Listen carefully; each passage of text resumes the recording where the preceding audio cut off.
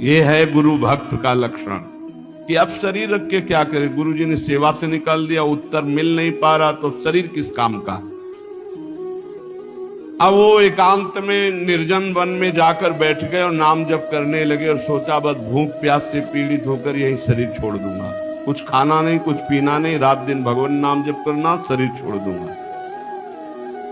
गुरु की आज्ञा पे थे, जिज्ञासा प्रबल थी, सेवा छूट गई थी, पीड़ा बहुत थी। अभी कुछ ही दिन हुए थे, न अन्न न जल, रात दिन नाम जप और शरीर छोड़ने का संकल्प। महामहिम श्री कबीरदास जी प्रकट हुए। होगा ए भाई आंख खोलो। आंख खोला तो देखा कबीरदास जी, साष्टांग दंडवत किया। हाँ, क्या प्रश्न है तुम्हारा? क्यों इतना कष्ट सह रहे हो? इसका मतलब समझ रहे हो? जब कोई सच्ची भावना से भगवान का भजन करता है तो भगवान अपने दिव्य पार्षदों को भेज देते हैं समस्या का समाधान। देखो, इस बीज में पीपल का पूरा वृक्ष छुपा हुआ है, लेकिन जब ये बीज पीपल में था तो कितना वंदनीय और कहां सुव्यवस्थित था, और जब ये पीपल से अलग हुआ तो पीपल का वृक्ष साक्षात ब्रह्म है और उसका अंश जीव है।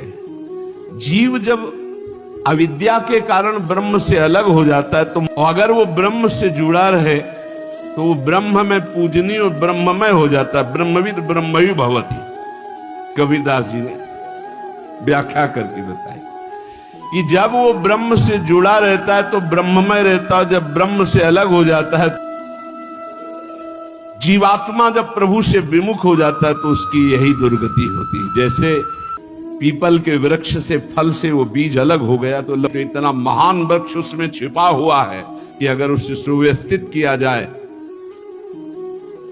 जीव जबते हरिते बिलगान्यो तबते देह गेह निज जान्यो, माया बस स्वरूप बिसरायो, तेहि भ्रमते दारुण दुख पायो।